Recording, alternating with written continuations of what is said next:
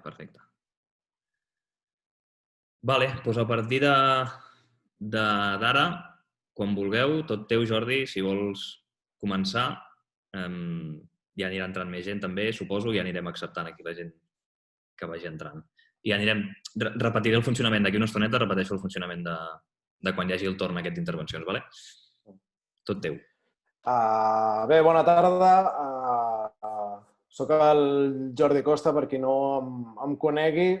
Soc el tio que acaba el llibre. El llibre és aquest, el partit més llarg, i aquest que ensenya el Santi també. I per no avorrir-vos, perquè l'Adrià Soldevila, l'autor del llibre, el coneixeu sobradament, i el Santi Jiménez diria que també. El Santi és el que comença el llibre i pel mig hi ha un munt de pàgines on s'explica l'1 d'octubre de 2017, el Barça-Las Palmes, que finalment es va jugar a porta tancada i que, com sabeu, doncs, probablement és un dels partits més polèmics de la història recent del Barça, a criteri de cadascú, si polèmic barra vergonyós, polèmic barra ben resolt. Segurament després podem fer un debat sobre la matèria. La qüestió és que l'Adrià Soldevila em va trucar aquest estiu i em va dir: mira, estic escrivint un llibre, estic preparant un llibre, i com sempre que l'Adrià fa un treball, això vol dir que hi ha una investigació periodística al darrere, sobre el partit de l'1 d'octubre. Ui, bona. A continuació em va demanar si m'agradaria fer l'epíleg del llibre i jo primer vaig pensar que ja no es feien epílegs del llibre i després immediatament li vaig dir que sí. I a partir d'aquí, doncs, abans de saltar l'epíleg, em vaig llegir el llibre que encara estava en galerades. Vaja, l'Adrià em va passar folis, per dir-ho d'alguna manera, i em va semblar espectacular. O sigui, tinguis l'opinió que tinguis sobre com va anar aquell dia, jo crec que informativament és espectacular. Ja, perquè ho he escrit i perquè ho hem comentat altres vegades, a mi el capítol del WhatsApp de la Junta Directiva em sembla una cosa de Pulitzer. Ho dic sincerament.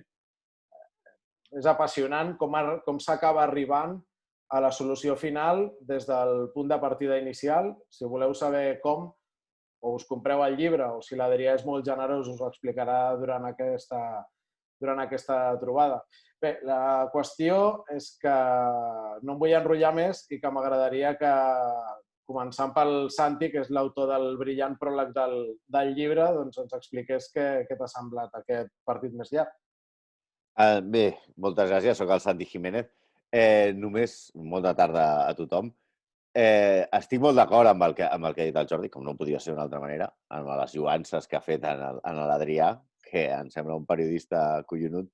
A mi em sembla que el llibre té dues parts ben diferenciades. La primera és un primer que és fer un xup-xup, una mena de perspectiva històrica, de caldo, de qüestions que no percebudes, quan s'expliquen totes juntes, et donen la imatge molt en perspectiva i molt global del que ha estat el Barça en la seva relació amb la política i el país. Perquè aquí hem de partir d'entrada d'una base. L'esport és política i desconfieu sempre de qualsevol que et digui no, l'esport ha d'estar fora de la política i ha d'estar fora d'això. No. L'esport és política com tot és política. I dintre d'això, escolti'm, hi ha entitats més significades amb unes coses i més significades amb unes altres. I a partir d'aquí em sembla un punt de vista molt honest per part de l'Adrià, però molt objectiu a la primera part del llibre. Aleshores, tu llegeixes la primera part del llibre i vas dient, ostres, va passar això a l'inici, amb la Lliga, Gamper, quan el club està a punt de desaparèixer, Primo de Rivera, el franquisme, després amb la transició, i es fa un salt temporal i de la història, del que és una història que ja està escrita, però molt ben resumida i molt compacta que explica l'Adrià, aleshores passem a una cosa que jo vaig escriure en el pròleg, que és, no sé si heu vist la sèrie 24, i això és 24. Això és amb un rellotge fent tic-tac, tic-tac, tic-tac, que te l'imagines tota l'estona en un quadradet a sota del llibre, i vas veient com tots aquells fets de l'1 d'octubre del 2017, aquests fets tan desgraciats i tan lamentables que van succeir a Catalunya, com afecten el desenvolupament del partit contra la Unió Deportiva Las Palmas. No? I realment aquesta part, estic molt, molt, molt d'acord amb el Jordi, és de premi, és collonuda, és un reportatge brutal en el minut a minut i que estàs a la situation room del Camp Nou veient... Ostres, realment ets empàtic amb moltes persones perquè realment una cosa molt bona que té el relat és que és molt periodístic, no és un relat de part, tu pots tenir... L'Adrià té segur la seva ideologia, de fet només cal veure com va vestit, que porta la mateixa suadera que porta la solapa del llibre, que si heu vist, és la d'anar No, no és la mateixa, aquesta és del Milan. Ah, vale, doncs és bastant semblant a aquesta, que és la d'anar a cremar contenidors. O sigui que, en tot cas, és allò de posar-te caputxa. Només per això ja t'haurien de detenir. I aquí tenim una part que és molt objectiva i que et fa estar en aquell moment pensant, ostres, la gent que estava a la Junta en aquell dia, jo no voldria hagués estat a les seves sabates. És una decisió molt complicada, molt difícil, i tota aquella part de que tots tenim un record d'aquell dia de què estaves fent mentre la policia atonyinava al poble de Catalunya i el Barça es disposava a jugar un partit de futbol en el qual tots, com a mínim els tres que estem aquí com a presentant, com a periodistes, estàvem tenint informacions contradictòries, que es jugava, que no es jugava, tots teníem els nostres contactes i a mi m'ha servit molt el llibre l'Adrià per entendre molt les trucades i les fonts que tenia i d'on venien que les he entès després, perquè després ja no he acabat entenent tant. Però realment és sobretot la primera part és molt didàctica i la segona part és realment frenètica, és espectacular i té un ritme brutal. I a més, com que jo sàpiga encara no ha tingut cap querella ni res d'això, per tant, dono per suposat, que és el que suposava, que tot és collonudament veritat i que aquí realment o ets Villarejo i tens el telèfon, o estàs al xat de la Junta, de la ex-Junta, per dir-ho d'alguna manera, o bé això es veu dintre de tot les pressions que hi ha per part d'un govern, per part de l'altre govern, les diverses sensibilitats que hi ha dintre de la Junta i també una part molt important que també acabes estant dintre del vestidor del Barça quan la imatge de que Bartomeu baixa i es troba els que manen de veritat en el club i els diu, nois, que hem decidit no jugar, cosa que ve a dir que després que tota aquesta gent que van guanyar unes eleccions amb més votades de la història, al final estan al mercès dels 22 tios que estan al camerino i que són els que li diuen al final més o menys el que han de fer. Bé, més enllà de la introducció, el Santi deia, i estic d'acord, per qüestions d'edat o per qüestions de que no s'hi ha posat mai. Em sembla que la introducció al llibre és molt interessant per saber, per entendre una mica la vinculació que ha tingut el Barça amb la història del país, el seu catalanisme desacomplexat, però jo vull preguntar a l'Adrià fins on vulgui, fins on pugui explicar per aquest capítol en què s'explica què va passar el dia 1 d'octubre des que ens pensem al matí que serà impossible jugar perquè hi ha hòsties al carrer fins que a 4:45 comença aquell partit. Hòstia, això és molt llarg d'explicar què va passar el dia 1 d'octubre perquè, evidentment, és un capítol sencer del llibre i són moltes pàgines, però, aviam, per resumir-ho, el que va passar el dia 1 d'octubre és que el club va tenir, el club vull dir la junta directiva, moltíssimes pressions de tot tipus i de totes les bandes, perquè el Barça aquell dia era un dels centres d'atenció, més enllà del que estava passant als col·legis. Tant el govern català com el govern espanyol com les entitats sobiranistes eren conscients que el Barça hi jugava un paper importantíssim, perquè ja havia jugat un paper importantíssim al llarg de la història. Jugava un paper transcendental aquell dia I per això faig el primer capítol, perquè poso un context per què el Barça tenia un paper transcendental aquell dia. I dintre d'aquest paper transcendental que tothom coneixia, va haver-hi el joc evident que hi ha una situació com aquesta, que és trucades i pressions des de tots els àmbits per tal que la Junta Directiva prengués una decisió concreta en un dia concret, evidentment.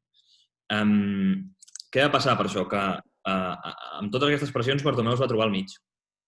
Es va trobar al mig i com que habitualment, i això és una tendència que ha tingut des del 2015 aquesta Junta Directiva, sobretot des que Bartomeu s'ha fet encara més presidencialista del que s'era abans, com que la tendència és intento no em fer emprenyar ningú, doncs no saps ben bé com actuar fins al final i al final fas emprenyar tothom. Perquè el que va passar és que Bartomeu hi havia 3 escenaris possibles i els 3 eren dolents. Clar, és el que deia el Santi, jo no volia estar a la pell de Bartomeu tampoc, tot i que jo sóc més animal i directament jo no hagués jugat al partit i punt, ja s'ha acabat. I és possible que alguns dels presidents anteriors a Bartomeu, posa-li Sandro Rossell, posa-li Joan Laporta, haguessin baixat al vestuari a comunicar la decisió de la Junta Directiva, no a preguntar ni a consultar. Jo crec que haguessin baixat a comunicar què s'havia decidit. Per tant, aquí els jugadors no haguessin tingut res a dir. Però com que la tendència de l'última directiva és no intentar no emprenyar ningú, al final acabes emprenyant tothom. Com deia, hi havia 3 escenaris. Un escenari era no jugar i punt. L'altre escenari era jugar a porta tancada i l'altre escenari era jugar amb normalitat. I a les 3 situacions eren dolentes. Primer, si jugaves amb normalitat en públic, se t'emprenyava una bona part del poble de Catalunya, inclosos molts socis del Barça, que els estaven hostiant en els col·legis, se t'emprenyaven el govern de Catalunya i se t'emprenyaven les entitats. I hi havia, perdona, Adrià, ho he llegit perquè ho dius tu al llibre, un perill d'invasió de camp. Sí. S'havia... Un perill real, que realment... Perill real, i no només des de l'espai d'animació, sinó socis que estaven distribuïts per qualsevol part de l'estadi. Va haver-hi un comunicat en què el club es va sentir amenaçat, el club va sentir que allò era una amenaça, de si juguem passarà això i per tant se suspendrà igual. Un dels escenaris era aquell, el segon escenari era jugar a porta tancada, que és el que va acabar sent, que aquest escenari podies emprenyar tothom, perquè ni el govern català ho volia, ni el govern espanyol ho volia, ni les entitats ho volien, ni la gent del carrer ho volia. Potser només ho volien els jugadors, en aquest cas. I tampoc els agrada, evidentment, els jugadors jugar a porta tancada. Només falta veure què diuen últimament, no? Només a saber quins. Depèn de quins. Sí, potser a Coutinho li va bé. A Coutinho li va bé perfecte jugar a porta tancada. No tenia aquesta pressió. I l'altre escenari era no jugar-lo. I no jugar-lo emprenyaves el govern espanyol, que volia jugar-lo amb normalitat, i emprenyaves els jugadors. Que els jugadors realment són amb qui tu t'has de barallar dia a dia. Per tant, Bartomeu tenia una patata calenta bestial que en el llibre, evidentment, s'explica en detall les tres opcions, les 3 posicions, i qui defensava unes, qui defensava les altres. Però això és veritat que Bartomeu va tenir durant moltes hores la pressió de totes les parts per decidir una cosa o una altra. Però jo aquí hi afegiria, pel que explica l'Adrià en el llibre, que no és només els jugadors que volen jugar ni que sigui a porta tancada per no perdre els punts, sinó que també hi ha un sector dels directius. Per això em sembla tan revelador, perquè la relectura del grup de WhatsApp d'aquell dia és el qui és qui dins de la directiva. I segurament, en alguns casos, més per bona fe d'intentar trobar un punt mig que no incomodi tant a tothom.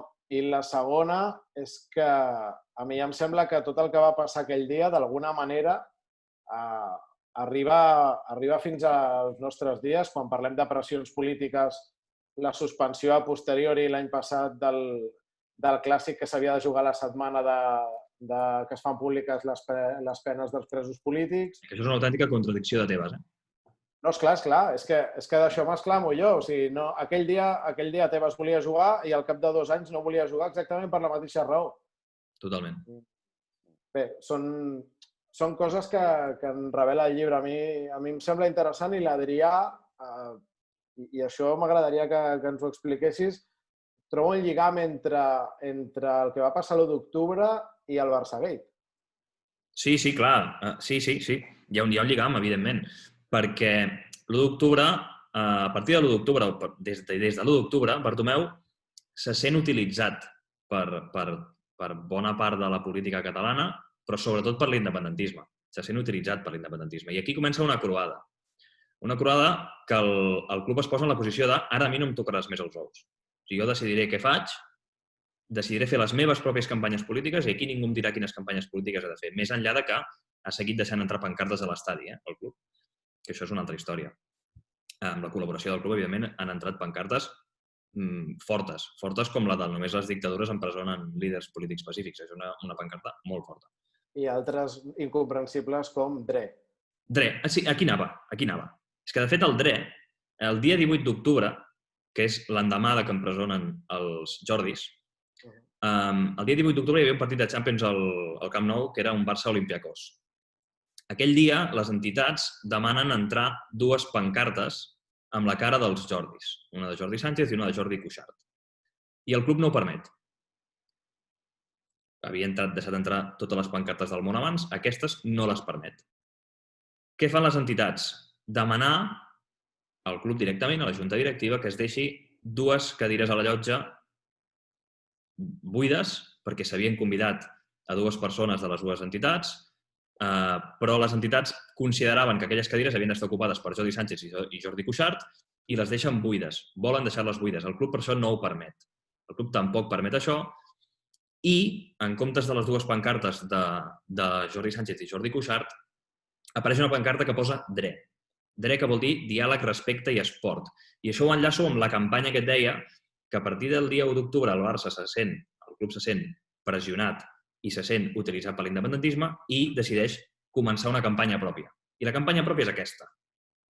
És aquesta. Públicament sembla que sigui una cosa, perquè segueix deixant entrar pancartes, però en aquell moment la pancarta de diàleg, respecte i esport és primerament una idea de Jaume Masferrer, que ja n'havia tingut d'altres abans que havien generat molta polèmica, com per exemple la de Tots som Messi. Allò també va ser idea de Jaume Masferrer, quan Messi va ser condemnat per frau fiscal. I Masferrer decideix, o recomana al president Bartomeu, posar aquesta pancarta a la lateral de l'estadi. Diàleg, respecte i esport. L'endemà de posar aquesta pancarta neix la primera pàgina de Facebook de la campanya d'I3 Ventures. I3 Ventures és l'empresa mare, Nightstream i I3 Ventures són empreses de Sud-amèrica, l'empresa que gestiona tots els comptes aquests falsos del Barçagate. L'endemà de la pancarta del DRE neix a Facebook una pàgina que es diu Diálogo, Respeto y Deporte, DRE, en castellà, gestionada per I3 Ventures. Per tant, és indiscutible que l'1 d'octubre i la lluita política entre el Barça i les entitats sobiranistes neix, allà al mig, neix el Barçagate. Sí, això evidentment, és una de les coses que com he vist, el Costa va més enllà i com a conseqüència d'això. Després ja dintre et volia preguntar, Adrià, que expliquessis a tota la gent que hi ha, dintre del que puguis desvetllar del llibre, que el Barça es troba dintre de les tres tessitures aquestes que tu has vist, que tu has explicat abans, de jugar, no jugar, però la de jugar a porta tancada no és una decisió que a ningú se li acudeix d'entrada. No. De fet, triga... Bueno, en el temps és poc temps, però dintre del teu relat és allò de dir, perquè estàs pensant, hòstia, i com saps com acabarà la història, és allò quan veus Titanic ja saps que el vaixell s'enfonsa. Tu quan estàs llegint el llibre ja saps que, òbviament, que el partit es va jugar a porta tancada. Com arriba aquesta decisió? Perquè em sembla molt curiosa i a mi particularment, us dic la meva opinió, a mi em sembla que sense voler-ho és la millor decisió que podíem prendre. Perquè jo també us explicaré des de fora de tota la gent que jo treballo a Madrid i tal, ara, malauradament, ens hem donat compte, o ens hem acostumat, malauradament, a que els partits a porta tancada són gairebé la norma. Però abans era una excepció brutal i era fer evident una protesta que a tot el món es van donar. O sigui, igual a la gent d'aquí sí que li semblava poca cosa, però de cara al món va ser molt fort que tu a Singapur, a Kènia, a Estats Units o a Perú posessis i diguessis, això et feia preguntar-te per què no hi ha gent a l'estadi. O sigui, una mica, si pots donar les grans línies de com s'arriba a aquesta decisió perquè no és d'entrada la primera. És més, la primera que es pren, clarament, és la de no jugar. Sí. La Bartomeu pren una decisió definitiva, que sembla que és definitiva, que és la de no jugar. I així ho comunica als membres de la Junta Directiva, ho comunica per WhatsApp. Pels qui no s'hagi llegit el llibre encara, hi ha una reunió al Camp Nou on hi són els membres de la comissió delegada, que la comissió delegada són el president, els vicepresidents i el director general, que el director general en aquell cas anava i venia, no estava només a dintre de la sala, assegut. La resta de la Junta Directiva no hi era, i un dels vicepresidents tampoc, que era Manel Arroyo, que ell no hi era, entrava per telèfon el Manel Arroyo. Però els altres sí que hi eren. Què fa Bartomeu? Quan es pren la decisió definitiva és comunicar-ho al WhatsApp de la Junta Directiva. Diu, avui no, finalment hem decidit no jugar, ara us enviarem el comunicat, no podem córrer riscos. Això és el que comunica Bartomeu a la Junta Directiva. Però, a partir d'aquell moment, Maria Teixidor, que era directiva en aquell moment, encara no havia estat nomenada secretària. Potser aquesta decisió té alguna cosa a veure, que després hagi estat nomenada secretària, perquè va ser important aquell dia. I també que hagi marxat. També. Em van marxar uns quants després. Però no per l'1 d'octubre. L'1 d'octubre van dimitir només el Carles Vilarrubí i el Jordi Monés. Maria Teixidor insisteix per enèsima vegada, perquè ja ho havia preguntat, si no es podia jugar el partit a porta tancada. Per què no el podien fer a porta tancada i així explicar-li al món què estava passant aquell dia a Barcelona. De fet, si ho analitzem fredament, un partit que no es juga és una transmissió que no es fa. Per tant, el món veu que el partit no s'ha jugat, no s'ha fet. I no està veient la televisió, no està veient el Barça a la televisió. En canvi, si jugues el partit a porta tancada, tot el món està veient que alguna cosa passa. Aleshores, li has d'explicar a tot el món què està passant. Per què el Barça està jugant a porta tancada. És una decisió que, mirada fredament, si volies fer, evidentment no fer emprenyar els jugadors i seguir jugant el partit per poder guanyar els 3 punts, perquè anaves amb una molt bona posició a la classificació, havies començat molt bé la Lliga, el Madrid estava molt enrere. Si volies mantenir això, era decisió lògica, però llavors hi havia l'altre vessant, que era el poble, no? Donar suport al poble o no. Et pots pensar també que prenent aquesta decisió et dones suport al poble, perquè estàs fent visible la seva lluita. Però bé, això ja són opinions, perquè algú pot pensar que estàs donant suport al poble perquè estàs fent visible la lluita i un altre pots pensar no estàs donant suport al poble perquè no estàs suspenent el partit el dia que el poble necessita que estiguis al seu costat. O un altre pot pensar fins i tot que tu hauries fet una cosa i el vestidor te'n fa fer una altra, que és a mi el que em sembla més greu de tot. Independentment del que consideris que és millor. El Santi considera, des del seu punt de vista, que comunicativament, i ara ho deia l'Adrià, el món s'assabenta molt més de que aquí està passant alguna cosa estranya amb un partit al Camp Nou a porta tancada que no jugant-lo. I des d'aquest punt de vista és així. Però des de l'altre, a mi em sembla que aquell no és un dia per comunicar res, és un dia per ser conseqüent amb el que està passant. Si hi ha hòsties a la porta del Camp Nou, no es pot jugar un partit de futbol. Això és com ho veig jo i no vull tenir més raó que ningú. El que sí tinc clar és que una decisió d'aquest calat no la pot prendre Valverde, Iniesta, Messi i els mariachis del vestidor. O sigui, això és una cosa que el president ha de tenir clara quan baixa allà. Clar, exacte, aquí anava. Sigui A o B. Aquest és el gran problema. Per això, Jordi, estic d'acord amb això de què es diu. No m'hagués agradat estar a les sabates de Bartomeu aquell dia. No, segur. Les trucades són tremendes. De fet, jo crec que en això que deies tu, que els mariachis del vestidor... Era una fórmula, però vull dir que... Tant de bo només fossin... No són mariachis, són els amos del Cortijo. Desgraciadament. Són els amos del ranxo. Però compte, són els amos del ranxo perquè els hi hem permès. Sí. El que hi ha és que jo crec que fan una cosa malament que no està tan mal feta al final. O sigui, està mal feta en el sentit, i estic totalment d'acord amb tu, en el que no poden prendre ells aquesta decisió. Si això es planteja d'una altra manera, és a dir, què hagués passat amb una protesta com la dels Jocs Olímpics de Mèxic? Què podien haver fet John Carlos i Tommy Smith? No sortir a córrer a la final dels 200 metres llisos? Abandonar, no sortir, i el món s'assabentaria que formaven part del Black Power? O sortir, guanyar la cursa i aixecar el puny en el podi. Però això és fer-me una mica de trampa, Santi, perquè no era un dia concret. Jo no t'estic dient que el Barça no jugués cap partit durant tot el procés. No. El que et dic és que si vas a fer un anunci utilitza. Sí, sí. Realment, el que passa és que em sembla, i en això estic totalment d'acord amb tu, i em sembla que també amb la tesis de l'Adrià, que no ho van fer per això. Que al final els hi va venir donat. I que a toro passat es poden justificar moltes coses i mira, va sortir això perquè realment la imatge va ser la de, ostres, i el Barça ha jugat a porta buida, sense gent al camp. Que crec que és una part que ve a dir que realment aquí es va decidir tot això. I a mi el que em sap greu, no només com a periodista, com a català, com a barcelonès, com a soci, és que això havia de ser una potestat absoluta de la junta directiva triada pels socis i no dels jugadors que es posen, o de la gent del vestidor. No? I una altra cosa és, dintre d'aquesta gestió, que ja reconec que crec que Bartomeu va fer un millor que va poder i és horrible el que li va passar i com es pot solucionar, perquè no m'imagino estar així, hi ha una cosa que sí que crec que fa molt malament Bartomeu, que és atomitzar la junta directiva. No convocar-la tota, parlar només amb uns quants.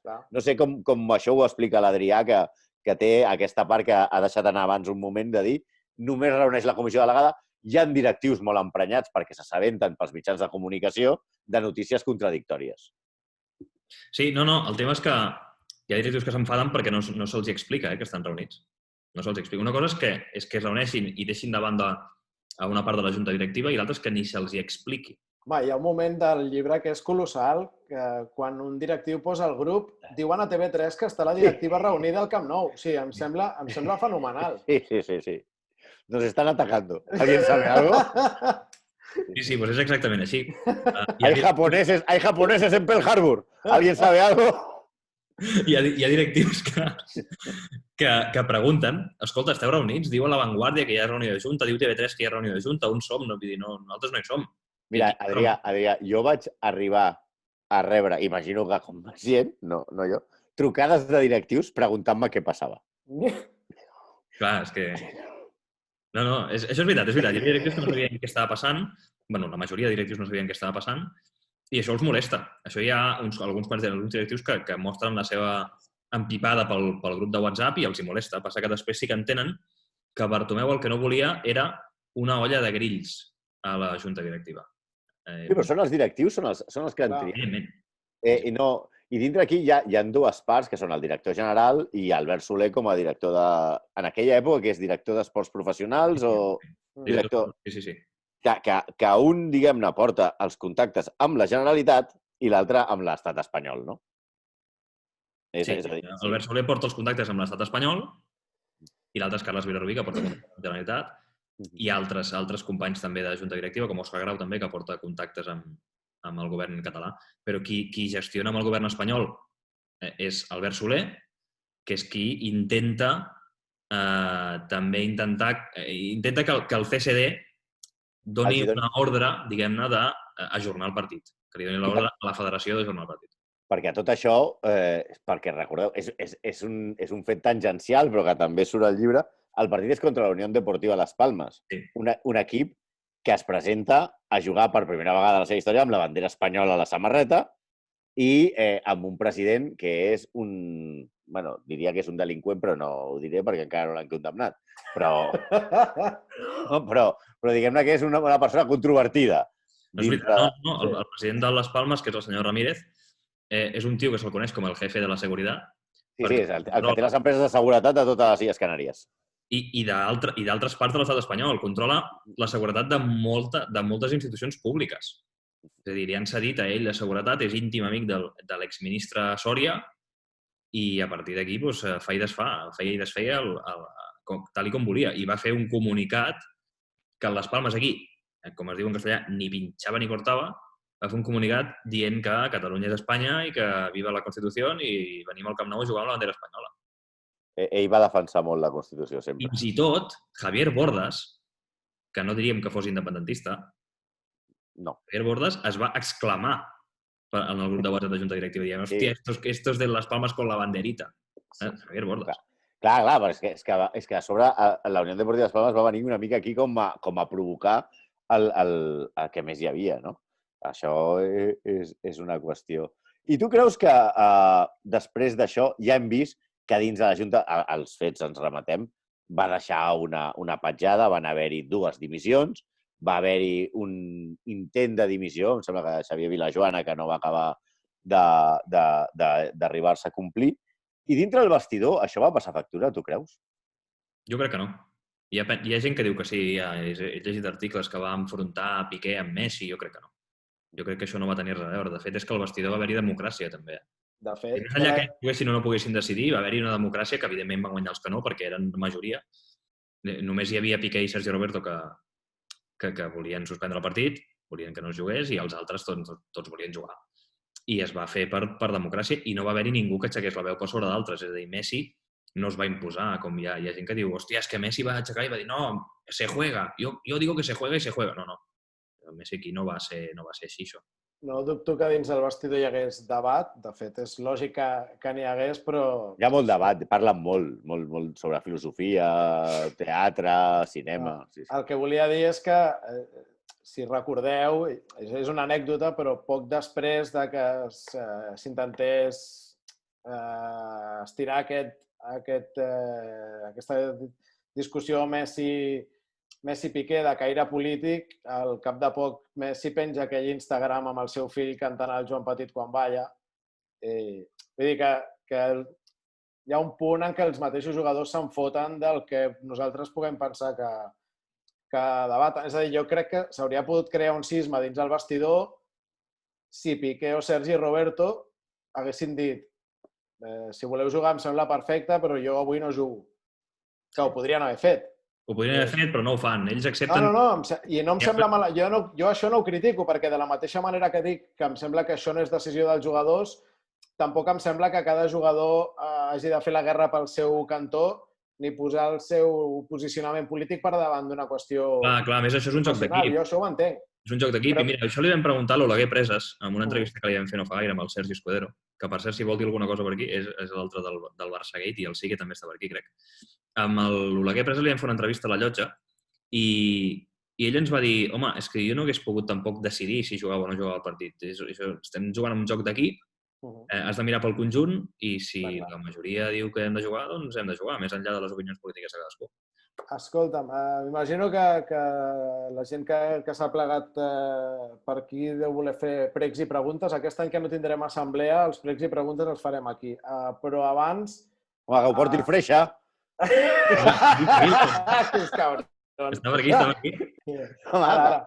Però, escolta'm, abans, això és una inquietud personal meva, una conclusió meva que m'agradaria que em desmentissis. Jo tenia el prejudici que el que estava menys alineat amb les tesis independentistes, i parlo dels 2 últims presidents, era Sandro Rossell, ni que sigui per una qüestió de contactes empresarials, d'amistats que se li coneixien. I si tu fas un balanç del que ha passat pel que fa a compromís del club i gesticulació del club, si em permeteu l'expressió, amb l'independentisme en els últims anys, a mi el que em surt és que Rossell, fent passar la via catalana pel Camp Nou, acceptant el concert per la llibertat al Camp Nou, és més contundent que Bartomeu. No sé si tu, amb tot el que ens expliques, arribes a la mateixa conclusió. Sí, sens dubte. Per això et dic que els darrers presidents, i citava Rossell i Laporta, per això et dic que estava convençut que si es pren una decisió de junta directiva de no jugar al partit, jo estic plenament convençut que Rossell no baixa al vestidor a consultar. I Laporta tampoc. Directament baixa a comunicar que el partit no es juga, perquè s'ha pres una decisió en junta directiva i això va a missa. I amb el que em dius, és veritat, perquè és que Bartomeu s'ha mogut amb la... No diré amb l'equidistància, però sí que s'ha mogut entre 2 aigües. Ha intentat no molestar uns i no molestar altres i al final s'ha acabat emprenyat amb tothom, perquè s'ha demostrat al final que ha sigut un final molt trist d'aquesta junta directiva, ha acabat emprenyat amb tothom. I Rossell, el que passa amb Rossell és que ell és conseqüent. Ell pot ser o no independentista. És independentista, però ell faria potser altres coses amb el país. L'independentisme té tantes vies que fins i tot hi ha una via rossellista de l'independentisme. Sí, allò que va explicar jo votaria que sí, però si surt independència jo marxaria de Catalunya. Això és una altra història, però és veritat que és conseqüent amb la història del Barça. No? I si el Barça s'ha posicionat sempre ha estat al costat del poble de Catalunya. El poble de Catalunya en aquells moments li demanava fer la via catalana, el concert de la llibertat, doncs això no hi havia cap mena de problema, perquè estem parlant de democràcia, no estàvem parlant d'independència. Llavors, parlant de democràcia, obrint el Camp Nou a la democràcia i fent entrar la veu del que s'estava debatent en el poble, als carrers, Rossell amb això és conseqüent. I no és que ho faci ell directament, ell dona via lliure a la persona que ho estava gestionant, que és Carles Vilarrubí, que Carles sí que tenia moltes connexions amb la política catalana i té moltes connexions amb la política catalana, i Sandro Rossell diu, sempre dintre del que seria el respecte cap a totes les parts, tira. Concert de llibertat? Sí, tira i tant, evidentment. La via catalana? Sí, també, evidentment. Estem parlant de democràcia o no estem parlant de democràcia? A partir d'aquí, Rossell és plenament conseqüent amb el que la història del Barça transmet, cosa que és contrària a Bartomeu. O sigui, Bartomeu, amb els comunicats públics, sembla que sigui molt contundent, és relativament fàcil fer comunicats, el que no és tan fàcil és fer actes, és fer accions, no? I aquí és on potser Bartomeu s'equivoca, perquè no és mai, diguem-ne, contundent, no segueix una línia directa del que pensa, no? No ha deixat content ningú.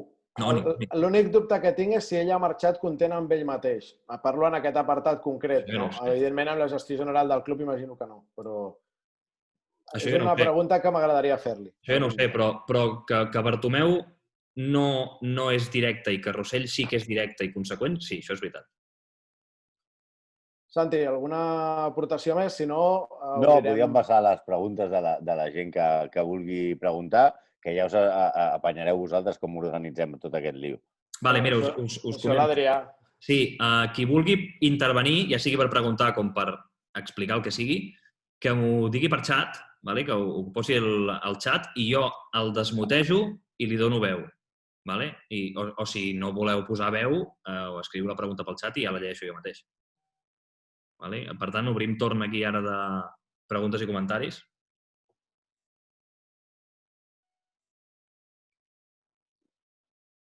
Si algú vol dir alguna cosa. Va. Bueno, a veure, clar, també la gent ha d'escriure, primer. Potser ens hem d'esperar almenys 10 segons o 15 segons, que si no... Superlents, Després es queixen dels periodistes.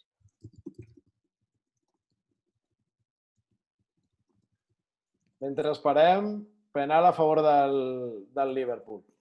Era penal, Jordi. Jo diria que bastant. Mané ha fet molt perquè fos penal, però jo crec que és penal. Ja m'estranya amb la de fer. Qui l'ha fet? Walker. Ja m'estranya. Un tio fi. M'encanta narrar això en directe. Gol de Salah, guanya el Liverpool 0-1, minut 12.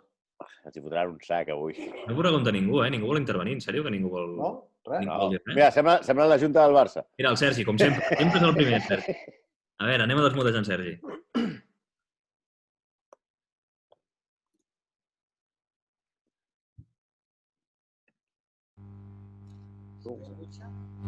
Molt malament, Sergi. M'escolta ara? Ara sí. Ara millor. Estàveu vosaltres actualitzant marcadors. El Dinamo de Kiev per a casa 0-3 ara mateix, el que ens va fotre l'altre dia l'Ai al cor, amb el Shakhtar, això sí. Molt bé aquesta samarreta del Barça, Això no va dir... No, és que, sincerament, ara quan acabis de fer això me'n vaig a córrer, per tant ja estic preparat. No, simplement, lligant-ho ja tot el que heu parlat amb el futur, creus que ara que venen eleccions, i va per l'Adri, però evidentment tant pel Jordi com pel Santi també, si s'animen, els precandidats, que aquí en tenim alguns, durant la campanya electoral haurien de deixar clara quina és la seva posició política i, més enllà de la seva posició política personal, quina seria la seva manera de gestionar el Barça en aquest sentit, tenint en compte que estem vivint temps convulsos políticament, ara potser una mica menys que fa uns anys, però que poden tornar a ressorgir durant la seva presidència. Jo crec que no és necessari que diguin la seva posició política particular. No cal. És com el vot. El vot és secret, no? Per tant, la posició política crec que també hauria de ser secreta, tot i que si la volen dir, o sigui, perfectament obert, crec que el soci del Barça també agrairà saber quina posició política té cada presidenciable. El que sí que també hauria d'expressar cada presidenciable, i entenc que serà així, és que el Barça no s'ha d'utilitzar en cap d'aquests sentits i que sí que s'ha de mantenir, evidentment, proper al catalanisme com ha sigut sempre i s'han de defensar no unes tesis concretes políticament, perquè no s'han de defensar cap, però sí s'ha de defensar la democràcia amb totes les conseqüències, penso jo, perquè és el que sempre ha defensat el Barça, fins i tot en les èpoques més complicades. Si ara l'època que estem passant no és tan complicada com, per exemple, durant la dictadura, tant de Primo de Rivera com de Franco, s'ha de poder perfectament defensar el catalanisme i la democràcia, sobretot. Sí, però hi ha una cosa... Hola, Sergi. Hi ha una cosa en això que deies també, i que agafant el fil que tu deies, Adrià, que Sandro Rosell va ser molt clar, jo tampoc oblido que el primer acte de Sandro Rosell va ser anar a Extremadura a demanar-li perdó al president de la Junta d'Extremadura per si s'havia sentit ofès. Jo no he dit que fos molt clar, eh? He dit No, que ho he va ser dit a més clar l'Adrià. que Bartomeu. Sí, però vull dir-te, però Bartomeu estava en aquest sentit molt pressionat i si llegeixes el llibre veus que l'estan apretant molt des de Puigdemont, l'estan apretant des de l'ANC i tal. A Rosell no el pressiona ningú en aquell moment. No. I ell decideix de motu propi, per molt independentista que sigui, anar a demanar perdó al president d'Extremadura. Això és veritat. Per una cosa que jo no acabo d'entendre què collons se li havia de demanar perdó a aquest senyor que el conec i que és un veritable borrico. Jo totalment d'acord, però estic segur que Bartomeu va tenir pressions molt bèsties, fins i tot podria entendre que digués, hòstia, bé, jo no ho sé, però Rosell sosté que ha acabat a la presó injustament per ser president del Barça. A mi, fins i tot en aquest estat on som, se'm fa estrany pensar que això pugui ser així, però podria entendre que Bartomeu pensés, hòstia, a veure si també m'hi fotran a mi. El que no pot ser és que tu et pressionin i no tinguis una posició clara. No, això sí. Però com venia al fil de la pregunta del Sergi de dir els presidents els candidats o els precandidats haurien de mostrar-se, doncs és que a vegades es mostren però acaben fent unes altres coses. I com, per exemple, acabo veient el que va fer Rosell, que no dubto del seu independentisme, però en un moment gestionar una entitat tan gran com el Barça amb tantes sensibilitats externes, doncs se'n va anar a Extremadura sense que ningú, que jo cregui el pressionés, a demanar perdó per si havien faltat, perquè per compensar una mica la deriva independentista a la porta, i ella es va posar a l'altre costat. I jo no dubto de l'independentisme rossellista aquest, que és una corrent, que em sembla que només encapçala ell i dos més. Però no us sabria dir. Pregunta... Espera, que desmutejo el David Bernabéu, que diu que vol preguntar. Sergi, si et pots mutejar, ja estaríem. Bueno, ho dic perquè després serà una olla de grins, això. Hola, senyors, Què tal? Hola. Què tal, l'Adri, Jordi i Santi? Per cert, seguint el fil del centre de dades obert pel Jordi Costa, anuncio que demà operen a l'Ansu Fati i és oficial per part del club. O sigui que res. Una llàstima, això. La notícia de tota la gent que estigui escoltant. Aviam, jo volia fer un parell de consideracions i una pregunta per l'Adri. A mi em van semblar molt malament les pressions que va rebre Bartomeu. A mi m'heu seguit al llarg del mandat de Bartomeu i sabeu el que penso de l'expresident del Barça. Per tant, no soc dubtós. Però a mi em sembla que... Jo crec que el llibre, concretament en el capítol en el que parles exactament de com es va forjar tot i com acaba produint-se la decisió, jo crec que és un gran resum de la gestió de Bartomeu. Sempre gestionant les coses en funció del que diran. I, per tant, les pressions li van fer molt de mal, perquè jo ho vaig viure en primera persona, jo ho vaig veure a l'esplanada de l'estadi, treballant per la meva tele, i va ser tremendo. És que era una notícia contradictòria per la decisió final, una notícia contradictòria cada 5 minuts que passaven. Per altra banda, vull dir-te també, Adri, que quan has explicat les 3 possibilitats que tenia el club i a la gent i els sectors que quedaven afectats per cadascuna de les decisions, t'has deixat, jo crec, a la gent, a la moltíssima gent, això jo ho vaig comprovar també en primera persona, que estava fora de l'estadi per veure el partit. O sigui, es van produir incidents absolutament molt seriosos que van fins i tot posar en dubte la seguretat de l'estadi. Hi va haver molta gent que se'n va anar a les taquilles a demanar que li retornessin les entrades. Gent que venia, jo vaig veure gent que venia fins i tot de l'Argentina, gent de fora d'Espanya, gent d'Espanya que venia a veure el Barça. Però, I la sobretot, situació que David, es va produir va ser molt dura. perdona, David, sobretot la desinformació, perquè Sí, estaven les portes d'accés tancades Sí. i la gent que estava fora, que pensava que el partit començava amb retard, sentia com xiulava l'àrbitre i començava el partit. No, hi havia I allà gent... es va començar a generar uns nervis del tot innecessaris. Sabeu la franja aquella on hi ha la botiga Sí. i per on s'entra el Palau Blaugrana i a la pista de gel? Allò estava abarrotat de gent. Gent que ja havia entrat al recinte, però que no havia entrat en el que era l'estadi per dirigir-se a la seva localitat o a la localitat que li indiqués a la seva entrada. O sigui, es va produir una situació d'alteració de l'ordre públic claríssim. I, per tant, el Barça doncs això també ho podia... Jo crec que això Bartomeu també ho va tenir en compte. Per mi, la clau de tot, i vaig amb la pregunta a l'Adri, per mi la clau de tot d'aquell dia és que, com deia el Santi, estic d'acord amb ell, la decisió de jugar a porta tancada es pot considerar com una decisió bona, entre cometes, si tu creus que amb això envies un missatge al món, però clar, com que ve condicionada pel que t'han dit els jugadors al vestidor, llavors ja perd tot el valor, perquè si Bartomeu hagués introduït aquesta possibilitat en el primer debat que hi havia entre els directius que parlaven de la qüestió, ell hagués dit, no, jo és que crec que una possibilitat real és aquesta. Jo crec que se li hagués donat el valor que corresponia. Com que ve condicionada per una consulta que tu fas al vestidor, que estic totalment d'acord, que tu no has de consultar una cosa que és de club, prenguis la decisió que prenguis, com si haguessis volgut jugar al partit en públic, no has d'anar a consultar els jugadors.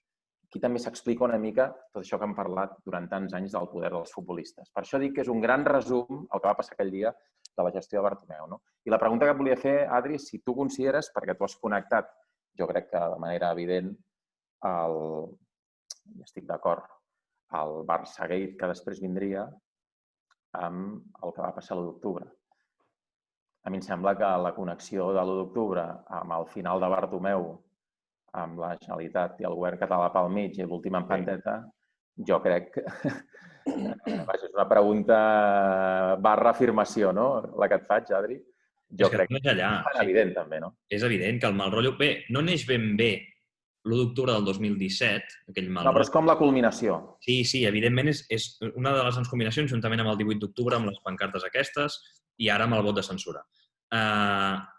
Això neix, diríem que té un petit naixement a les eleccions del 2015, perquè, si recordeu, no directament des del govern, però sí des de les entitats, es va fer una pressió perquè Benedito i Laporta pactessin.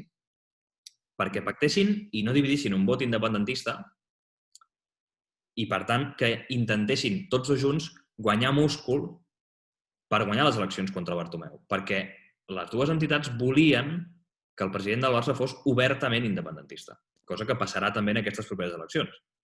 També passaran en aquestes properes eleccions. I, evidentment, aquest, entre cometes, mal rotllo, aquesta sensació de viure permanentment pressionat i manipulat, segons diu Bartomeu, per l'independentisme, neix ja a les eleccions del 2015. Això, evidentment, es va fent gran durant el procés i es fa enorme a partir de l'1 d'octubre. A mi això és el que no em sembla bé. És a dir, jo entenc que el Barça té un significat clau i transcendent a Catalunya perquè l'ha tingut sempre, l'ha tingut des de les seves arrels. Però aquesta gairebé imposició, entre cometes, que a vegades t'arriben des de diversos flancs de l'ordre polític, que el president del Barça ha de ser d'una determinada manera, jo crec que el president del Barça el primer que ha de ser és una persona que entengui el que és el Barça. Això sí. Ara, després que tu, sense estar al Barça, vulguis que el president del Barça sigui d'una manera i que això es tradueixi en les pressions que va rebre Bartomeu el dia 1 d'octubre, jo crec que això és condemnable. De tota manera, insisteixo, per mi la clau va ser que Bartomeu no va saber gestionar i que es va equivocar un cop més posant els jugadors a l'equació, perquè al final els jugadors podien tenir la seva opinió, però jo crec que una qüestió de club no l'has de sotmetre a votació en el vestidor. Has de prendre la decisió que consideris, encertada o equivocada, i punt i final. Merci, David. El Jaume Llopis pregunta... Perdó, Jordi. No. Només a tom d'això que deia el David, precisament perquè no passin aquestes coses, jo ho entronco amb el que preguntava abans el Sergi Escudero. Jo sí crec no que ens hagi d'explicar el seu posicionament polític, perquè no crec que sigui una qüestió personal, però per on vol portar la institució en aquest apartat, a mi Això em sí. sembla gairebé tan interessant com quin director esportiu vol. És a dir, jo estic molt en contra de les campanyes electorals buides. No, noms no, perquè desestabilitzen el vestidor. No, miri, jo vull saber. No cal que em digui qui serà el seu director esportiu, Però que fitxaran a Beckham, sí. jo vull saber, clar, si la cosa anirà de rotllo Xavi o anirà de rotllo Clemente. Vull dir, ja ens entenem tots què vull dir. I em sembla que en l'apartat de gestió institucional és el mateix, precisament perquè no passi això, perquè no surti algú que digui no, és que el Barça és de tots. Bueno, doncs, com que tenim permanentment aquest problema, que, com deia el Santi abans, resulta que un culer d'Extremadura li sembla molt estrany que el Barça sigui catalanista barra independentista, doncs que quedi definit de quin peu calça cada candidat. A mi em sembla que estaria bé, no dic que sigui obligatori, cadascú pot fer el que li roti, només faltaria, però a l'hora de decidir-me per qui haig d'anar a votar, a mi algú que em digui per on aniran els trets, a mi em deixa més tranquil. I a part, és una manera de blindar-se. Mirin, senyors, jo si surto president anirem per aquí. Li agradi al govern espanyol, li agradi a Puigdemont i li agradi a la tieta Enriqueta. Jo crec que això ens ajudaria. I ja que hi soc, ja sé que hi ha més preguntes, però veig que el Toni Freixa n'ha penjat una que es pregunta per què al Barça Las Palmes els Mossos no podien enviar l'informe no garantint la seguretat i, en canvi, en el Nàstic Barça B, que es va jugar al cap d'una estona, sí, i es va suspendre el partit. És que és evident que el Barça no ha tingut cap mena de complicitat. Ja no només amb el govern ni amb els polítics independentistes o no independentistes. No sé si abans l'Adrià explicava. Això gairebé us diria que ve des d'aquell intent de contuberni a les eleccions del 2015.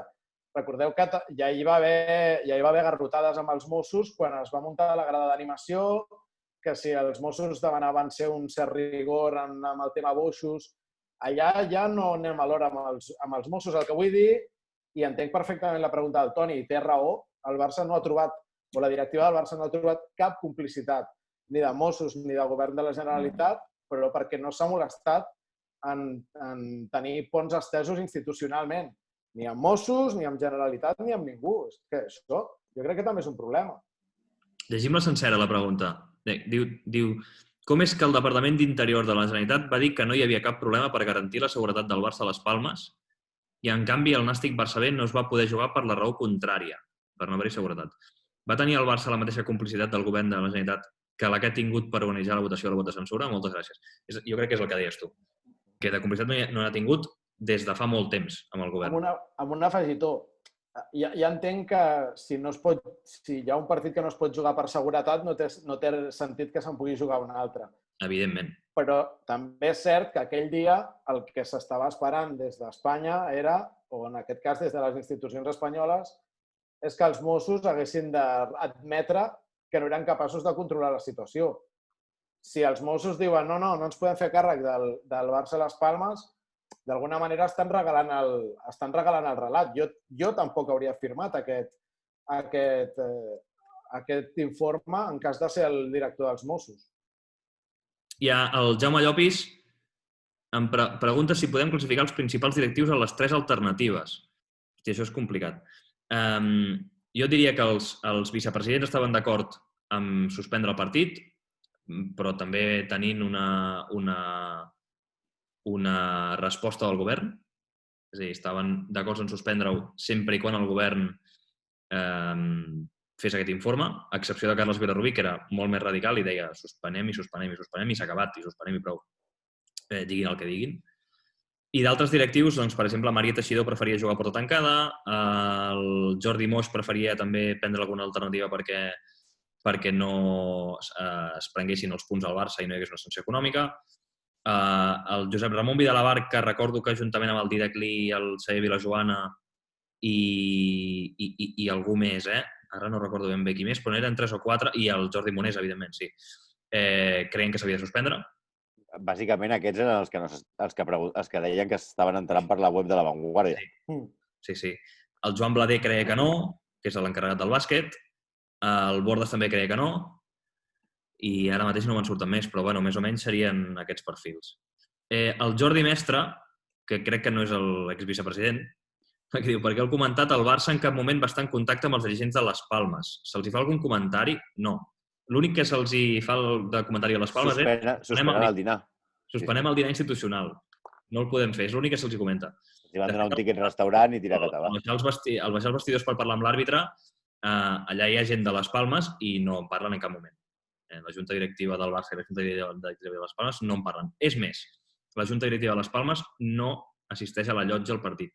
Es queda en una llotja privada. El Roger Vinton pregunta si el Barça ha de tenir perfil ideològic propi o ha d'estar alineat amb la massa social.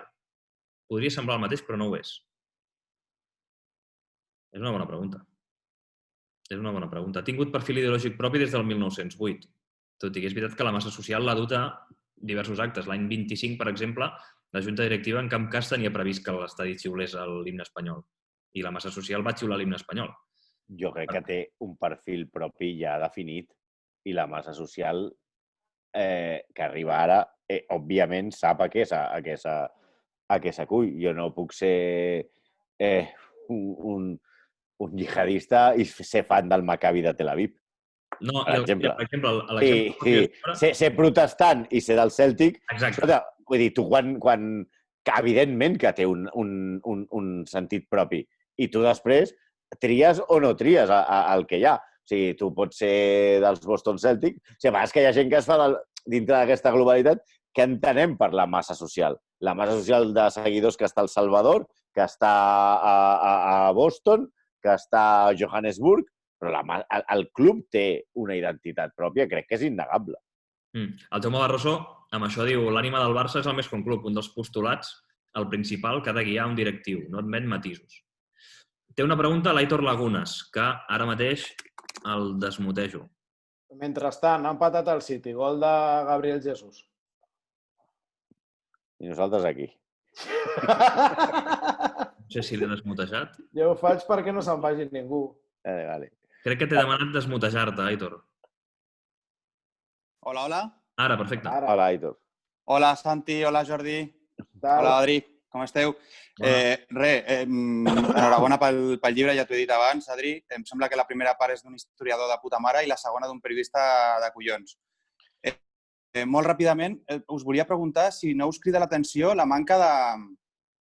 Bueno, us crida l'atenció coneguent el personatge, potser no tant, però em sembla que és un resum bastant bo també d'aquest punt que deia el Messi de va tapando agujeros per part de Bartomeu.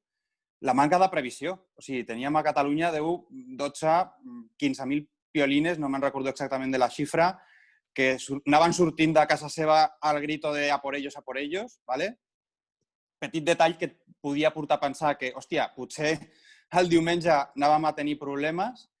I hi ha un altre detall que a mi, hòstia, em parla de que fins i tot la Unió Deportiva de Les Palmes havia vingut més preparada, que és que portava la bandera bordada a les samarretes. Jo no sé si el Barça tenia alguna cosa previst, ja no et dic per si ens atonyinàvem a les escoles, sinó en general, de cara a aquest partit que jugava el mateix dia que s'havia de celebrar el referèndum. Aitor, mira, molt ràpid. Des del dia que va sortir que aquell partit es jugava el diumenge 1, que no vaig parar de preguntar qui collons no se li ha acudit passar-ho el dissabte. Era de sentit comú. Ho van demanar. Jo crec que ho van demanar. Doncs és molt fàcil. I aquí entra la figura de Javier Tebas. I el poc poder del Barça, perquè recordeu que Javier Tebas és el que diu, que per això deia, suposo, l'Adrià, la contradicció després amb el Clàssic, que Javier Tebas diu que aquest partit no es mou pels seus collons. No, es mou si té un informe dels Mossos que li diu que no és segur jugar. Però t'estic parlant de molt abans. Però jo el que dic és que és increïble que algú, no sé quin poder tenim aquestes institucions estil Lliga, entenc que poc, que algú del Barça no li digui a Tebas, a veure, tio, ets idiota o què? El dia 1 no podem jugar un partit de futbol, el juguem dissabte perquè a tu t'és igual. I segon, no, és més, a ell li convé. No era res innovador. A Tebas li convé jugar dissabte. Bueno, jo crec que t'estalvies un problema d'ordre públic d'entrada. Tebas no volia ni que se suspengués ni que saltés gent al camp, ni que hi hagués una reivindicació independentista. Per tant, a Tebas li convenia jugar dissabte i no diumenge. Però insisteixo que és que, a més, hi ha un precedent d'uns anys abans. Es va arribar a jugar un clàssic, un Barça-Madrid en dilluns, perquè el diumenge hi havia eleccions. És que és de calaix. Vaja, jo, responent a la pregunta de l'Aitor, estic totalment d'acord amb ell. És que ja no és que t'hi trobis el dia 1, és que no has pensat res abans del dia 1. I en qualsevol cas, Jordi, quan ja veus que has de jugar el dia 1, hòstia, ves preparant una mica un escenari obert, no? Perquè anàvem una mica allò a lo desconegut, tot i que ja havíem tingut un altre referèndum, però bueno, aquest semblava que ja anava de debò, no? I a mi sí que això sí que em crida molt l'atenció. I després jo no sé si teniu informació exactament de qui va sortir la idea de que es fes el partit a porta tancada. Més enllà de la directiva, no? De la Maria, no sé si hi ha també algun tipus de proposta per part de la televisió, per part de l'operador que en aquell moment tenia els drets. No sé si a vosaltres us consta algun tipus de... A mi no em consta en cap cas que sigui així. És possible que evidentment ho parlessin amb les televisions, però no em consta. La proposta va ser de la Maria Teixidor, Bartomeu la va rebre molt bé després d'escoltar també el parer del vestidor i a partir d'aquí ell proposa al vestidor jugar a porta tancada. Que jo sàpiga, Bartomeu no va parlar amb ningú de les televisions i va decidir, va prendre la decisió un cop es va reunir al vestidor amb Ernesto Valverde i Andrés Iniesta, que eren els representants, diguem-ne, dels jugadors i del cos tècnic, i allà van acordar ells tres jugar a porta tancada. Els va fer la proposta allà dintre del vestidor. El Marc Cornet diu en Josep Maria Bartomeu va donar més pistes sobre el seu posicionament arran de la pressió que li van fer a l'Assemblea del 2018, pressió de seguiment, entenc, pel nomenament de Marta Plana com a directiva, que amb la resta de la seva comunicació institucional. Sí, això diu. Imagino que el que li demanava el soci aquell d'octubre és més franquesa, empatia i humanitat. Sí, bueno, el tema de la Marta Plana. Marta Plana és una directiva contrària al dret a decidir a Catalunya, per tant, que no entroncaria amb els valors bàsics del club. El contrari al dret a decidir, el club ha sigut sempre favorable al dret a decidir, per tant no entroncaria. Però bueno, aquí podríem obrir un calaix de directius que han estat contraris al que ha defensat el Barça sempre. Començant per Echevarria. Començant. I a part, els socis, com a mínim els compromissaris, han d'aprovar si Marta Plana es converteix després en directiva, per tant. Sí, saps què va passar? Que a l'assemblea aquella van entrar en PAC. O sigui, Bartomeu va decidir que els directius es votessin en PAC per evitar que Marta Plana sortís que no. I aquí llavors el soci es va rebotar, va haver-hi el tema de l'escut, encara es va rebotar més i a partir d'aquí recordo aquella assemblea que va començar a marxar gent, va haver-hi crits, bueno, va ser tremendo.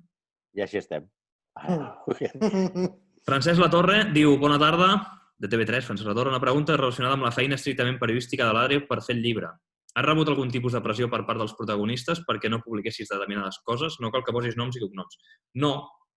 Tothom que ha volgut explicar-me coses era conscient que el que m'explicava podia anar al llibre.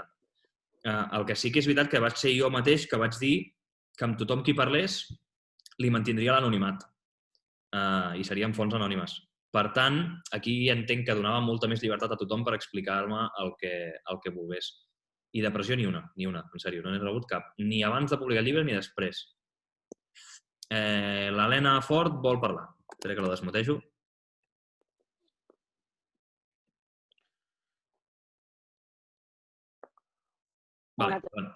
Jo només vull fer una reflexió.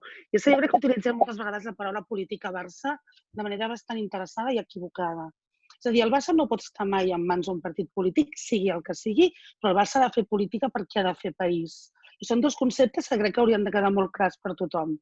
I perquè em fa una certa por per coses que vinc escoltant i llegint arreu que s'està utilitzant l'espantall de possibles candidats independentistes o no de la seva ideologia com l'espantall que es va utilitzar l'any 70 i escaig amb el Núñez, del comunisme. És a dir, hem d'entendre que els directius o la directiva tindrà cadascú d'ells individualment el pensament polític que vulguin i podran pertànyer o no pertànyer a un partit polític. Això és una cosa. I el que hem d'utilitzar entre tots és que cap interès partidista polític entri al Barça. Ara bé, hem d'entendre que el Barça és política des del moment que és país. i per tant, és la primera entitat civil del país. És el representant màxim a l'estranger del que és Catalunya, ens agradi o no, perquè és així. I, per tant, aquest poder s'ha de gestionar i s'ha de gestionar bé. I jo crec que, al contrari del que deia el Santi, perdona, Santi, que discrepi de tu, no ho acostumo a fer, però aquesta vegada sí, la decisió de jugar a porta tancada segurament va ser la pitjor decisió, perquè a l'exterior el que es va veure és que es tancava el camp per qüestions d'ordre públic i ningú va arribar a escatir realment que hi havia un problema polític fora. És a dir, no es va entendre mai com una protesta, sinó que es va entendre simplement com un problema d'ordre públic. I jo insisteixo, una cosa que m'amoïna molt, no utilitzem el discurs de l'independentisme per fer por a determinats precandidats o candidats a les properes eleccions o les properes, o les d'aquí 8 anys o les d'aquí 16 anys, perquè fa certa por. I mai es pot renunciar a que el Barça faci país, perquè és la seva pròpia identitat. I el dia 1 d'octubre no en va fer, perquè va donar l'esquena a la gent que estava al carrer, que estava rebent hòsties per part de la Guàrdia Civil. Jo, Helena, amb una cosa que has dit, això, una mena de... Hi ha més barçacentrisme que catalanocentrisme. Jo tinc molts amics a l'estranger que es van enterar del que passava a Catalunya quan van veure que el Barça jugava a porta tancada. O sigui, no tenien ni idea. O sigui, es van enterar. Això de que el món ens mira és mentida. La gent mira el Barça, la gent mira Messi, no mira Catalunya. Miraven a Messi. I quan es van seure... Si no hagués jugat... Si no hagués jugat, no s'haguessin preguntat per què no hagués jugat. Quan van veure que jugaven i el camp estava buit, sí que van dir, hòstia, què ha passat? I aleshores van dir, hòstia, he vist el partit i no hi havia gent. I he vist que era per això. Siguem clars. De les hòsties de la poli es va enterar el 0,0000001 de la població mundial. Que a més hi jugui a porta tancada, s'entera la gent. O que jugui a porta oberta i hi hagi una protesta oberta. No, perquè si tu mires els diaris europeus i esportius del dia següent, expliquen el motiu. Si no, surt una nota que diu classificació de la Liga Espanyola, Barça-Las Palmas suspendido. I no posaria res més. En aquell moment surt Barça-Las Palmas a puerta cerrada por disturbios de la poli, porque la policía está pegando a gente. En aquest sentit, jo crec que sense, et reitero, Helena, sense voler-ho, van fer un tres cireres. Sense voler-ho. Et faré un vot de confiança, però no és els inputs que tenia jo, Tenia un cert tipus d'inputs. No, pot haver-hi de tot, també t'ho dic, Helena. Ha dit una cosa l'Helena molt interessant, que és que no ha de fer... Sempre diu coses interessants, l'Helena. No, que no ha de fer por que hi hagi independentistes que vulguin ser president del Barça, no? Que no hagi de fer por l'independentisme. És que hi ha una altra cosa que no se'n parla, perquè es parla molt de les pressions de l'independentisme, però que no us penseu que hi ha de l'altre bàndol que també volen dominar el Barça, que volen ser presidents del Barça i dominar el Barça. És que, si em permets Adrià, si em permets una apreciació sobre un comentari que feia Antoni Freixa en la seva pregunta, jo que en aquests moments soc política, no sé si me'n sento molt, però en soc i n'exerceixo, sí que us puc dir que la història de la moció de censura, la votació i les decisions que va fer el govern no són preses per cap tema de pressió política contra una junta directiva que ha de marxar. Només faltaria. O sigui, des del Parlament, des del govern, ja ho hem passat prou malament. I ja s'han fet prou coses com per haver de dubtar sobre aquest tema, que m'agradaria també deixar-ho clar. I és que hi ha una altra cosa, un apunt molt bé. Si per al·ludits el Toni voldrà dir alguna cosa. Que es parla com si el 90% dels presidents de la història del Barça hagin sigut independentistes. No. Sí, a veure, que jo els comptaria amb els dits d'una mà i em sobrarien dits, Ara que tenim aquí una exdirectiva, tu, Helena, creus que això hauria de ser un dels temes de campanya electoral o no? El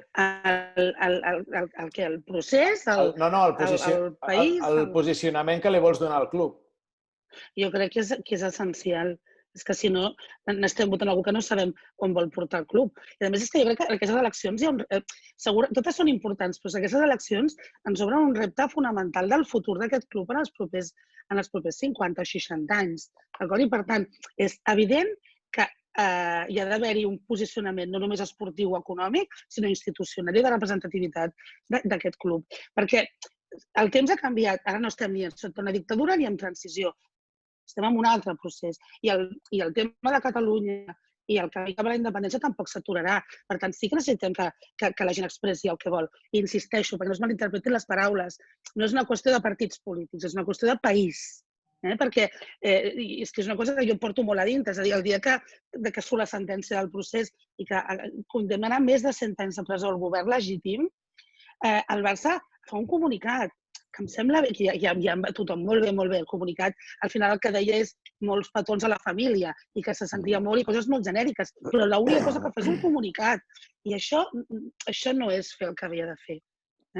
I sé que no és fàcil, però no és el que havia de fer, només un comunicat. L'Albert Iarza, que camp sense públic potser l'hagués pogut fer un comunicat explicant les raons. Més o menys va fer un comunicat, més o menys, explicant que s'havia fet la porta tancada per la situació excepcional que havia viscut Catalunya. I, de fet, Bartomeu ho va defensar així. En la línia del que deia abans el Santi, si li compro la teoria de que el partit a porta tancada s'aventa més gent del que està passant, el comunicat més seguit el va fer Piqué. Clar. Totalment. I el comunicat de Piqué és contrari, el de la Junta. O sigui, les paraules de Piqué a la zona mixta, posant-se a plorar per les hòsties de la Guàrdia Civil i la Policia Nacional, allò va ser molt, molt fort. Molt fort, ho va veure tot el món.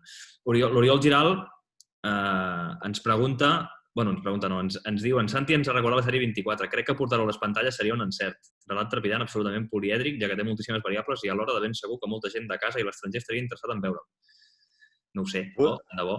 Giral, busca finançament. Això mateix. Si s'ha de televisar, jo vull sortir a l'epíleg. Vale, perfecte. Escolta, jo vull fer de president de les Palmes. Escolta, només per aclarir, ara veig un comentari del Marc Cornet que abans em deia des de les institucions catalanes no es podia demanar el canvi de data, com a mínim oficialment, perquè el que s'havia d'explicar en aquell context era que el referèndum s'havia de celebrar amb normalitat com en unes altres eleccions. Sí, jo dic que el que havia d'exigir que no jugués diumenge era el Barça, no cap institució catalana. És a dir, que el Barça, quan li diuen jugareu dissabte diumenge a les 4, digui però què us heu begut? No, però això és una feina a priori. És més, hi ha un Barça-Madrid, el del 5-0 de Guardiola-Mourinho, que es juga dilluns perquè el diumenge hi ha unes eleccions. Sí, era el més lògic del món. El Frederic Porta en demana intervenció. On vaig? Hola, bona tarda a tots i gràcies per animar-me, Santi. Hola, Fede, guapo. Tu sempre tan bon amic. No, volia comentar alguna cosa, o fer una prèvia i després deixar-vos una bomba de rellotgeria ja per sentir el vostre punt de vista. I és només una observació el que diré. El que històricament el Barça sempre ha fet és mantenir la seva catalanitat i això és irrenunciable. Des del primer començament, quan Gamper en refunda el club i el vincula o queda a prop de gent de lliga regionalista, però ja a la dictadura i ja a la Segona República, des del mateix club es deix ben clar que el club, una cosa és la catalanitat irrenunciable i l'altra la lluita de partits polítics, que aquí no entrarà mai, perquè en aquella època, a la Segona República, Esquerra Republicana li demanava que es mullés a favor del govern hegemònic d'aleshores, que era el seu. Una altra cosa, deixant aquest apunt històric, el que em queda claríssim és que aquestes que venen són les eleccions més decisives de la història del Barça. I un dels fronts principals de joc brut serà el posicionament polític de cada candidat, sens dubte. Per què? Perquè estem en un fragor que es traslladarà en el Barça i els unionistes acusaran a alguns candidats, claríssimament, de ser independentistes i tiraran tot el fang que puguin a sobre. I hi ha una altra cosa. Les elits barcelonines no estan disposades, les elits unionistes, clarament, no estan disposades a perdre el Barça. No estan disposades a perdre el Barça. Després de l'experiència de la Cambra de Comerç, aniran a totes a denunciar, com va fer Núñez amb encert, que a més va ser una cosa surrealista gairebé, l'any 78, acusar Ferran Ariño de comunista o d'estar recolzat pels comunistes quan Ariño era un dels fundadors de Convergència, la cosa tenia gràcia, però Núñez se'n va sortir I ara repetirem una altra vegada, com a comèdia, aquesta mateixa acció. Les pròximes eleccions també van i molt de política. No en tinc cap dubte que hi ha 2 punts clau a les properes eleccions, o potser 3, perquè sempre l'aspecte... Primer de tot, Adrià, haurien de posar-li una data algun dia a les properes eleccions. Evident. Perquè as soon as possible ja comença a cantar, que si les eleccions fossin un iogurt ja estarien caducades, I mira que els iogurts es poden menjar després de caducar, imagina't. Això ho deia Sancho Ross, sí. No, jo crec que hi ha temes importants. Evidentment, l'aspecte esportiu segur, tot i que s'ha començat un projecte nou ara, per tant, a les eleccions no seria el moment de canviar-lo. Si és que hi ha candidats que volen canviar, doncs, evidentment, allà ells lliures. Lliures vull dir de fer-ho, no partit polític lliures. Hi ha 2 temes importantíssims. Un és el posicionament, no posicionament polític, sinó el que deies tu, Frederic, la catalanitat irrenunciable, fer-la, evidentment, destacar-la i dir, escolteu-me, senyors, no tornarà a passar el que ha passat en els últims anys, que és fotre'ns de cul amb tothom, amb les institucions, amb les entitats, amb tothom, perquè no volem participar d'alguna cosa o no volem participar d'alguna altra. No. El Barça ha de tenir perfil propi a nivell polític i ha d'estar posicionat com ha estat posicionat sempre, més enllà de partits polítics, però s'ha d'expressar i s'ha d'expressar amb claredat, perquè això a vegades costa i s'ha d'expressar amb claredat. I que cadascú faci el que vulgui, però és el que penso. I la segona cosa, evidentment, i se li ha de parlar al soci, sent conscient que el soci no és tonto, se li ha de parlar d'economia. O sigui, jo crec que són les eleccions econòmicament més importants de la història del Barça. O juntament amb les del 53, també. Se li ha de dir clarament que el Barça està en una situació límit econòmicament i se li ha de parlar amb honestedat. Perquè si no se li parla amb honestedat de l'aspecte econòmic, el soci pot pensar, no, sí, ara al gener fitxarem a l'Eric Garcia i fitxarem a no sé qui. No, perdoni, és que no podem fer res, no podem ni pagar els salaris. Això el soci ha de ser conscient, no podem pagar els salaris. Primer de tot, i més important, abans de plantejar un aspecte esportiu, de fitxatges o sortides o el que sigui, és arreglar l'aspecte econòmic. I això el soci ha de ser plenament conscient, que és el més important, immediatament el més important, el principal. Vol intervenir el Xavi Ginesta. Deixa'm desmutejar-lo. Aniríem a Cabanya, potser, perquè quasi bé portem aquí 1 hora i mitja i el Santi té feina. Sí, algú ha de treballar aquí, Què tal? Bona tarda a tothom. Se'm sent? Sí, perfectament. Perfecte. No, jo crec que després de la intervenció d'en Frederic m'agradaria fer un apunt més en aquesta línia, hem tingut més d'una conversa amb ell, però crec que certament quan ens plantegem les properes eleccions aquí hi ha un element en què el Barça haurà de conviure en un entorn global amb el que competeix, que és aquesta localitat que entronca amb els valors fundacionals de 1908 i la globalitat en què està obligada a conviure. El Santi ho ha dit clarament quan ha dit que el món és més barça-cèntric, catalana-cèntric. Jo discreparia en què segurament als diaris després de l'1 d'octubre hi havia moltes portades que feien referència a les hòsties dels piolins. Però, per altra banda, sí que és veritat que el dia a dia de Catalunya s'explica més bé a nivell internacional pel Barça que no pas pel propi govern de la Generalitat i, per altra banda, també és veritat que els fans i socis del Barça a nivell internacional són més consumidors d'una marca que no pas defensors d'uns ideals. I, per tant, en aquest sentit, jo crec que aquí, a més tenim precandidats i tenim gent que treballa candidatures i think tanks. Crec que la reflexió permanent que el Barça s'obliga a partir d'ara en aquest entorn global és permanentment plantejar projectes que puguin conciliar una identitat local amb una identitat global. I això és el que a les properes eleccions es jugarà al club. Jo n'estic convençut que, com deia el Jordi Costa, serà molt interessant que puguem entendre si el Barça necessita Xavis o Clementes. Estic totalment d'acord amb ell i crec que és absolutament essencial entendre que el model futbolístic és una de les bases, una de les parts importantíssimes de la candidatura. Però n'estic convençut també que les candidatures poques diferències tindran, si ho mirem des d'un punt de vista conceptual, amb el projecte de posicionament de marca i amb el projecte econòmic que hi ha al darrere. Totes elles saben que el Barça està en una situació econòmica en el qual el club té uns problemes econòmics espectaculars, és a dir, si fos una empresa normal i corrent estaria gairebé en fallida i, per altra banda, necessita maximitzar els ingressos si vol ser competitiu internacionalment i vol tornar a regnar a la Champions League. A partir d'aquí, jo crec que hi ha moltes diferències que podrem buscar en el nostre dia a dia i podrem buscar en el model esportiu, però a nivell econòmic crec que al final tindrem una situació en què ens igualarà a tots. La necessitat de fer competitiu al Barça i de fer que aquesta marca global continuï fent diners. Moltes gràcies, Xavi. No sé si algú li vol respondre, perquè que la reflexió... Anàvem molt en la línia de complementant el Frederic, el Santi, una mica en aquesta reflexió que m'ha agradat i sobretot a l'Helena. Valent, doncs, si no hi ha més preguntes, ho deixaríem aquí.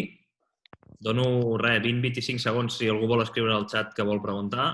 I si Jo no... haig de marxar, Adrià, que tinc a Madrid trucant-me a la porta. Deixem-ho aquí.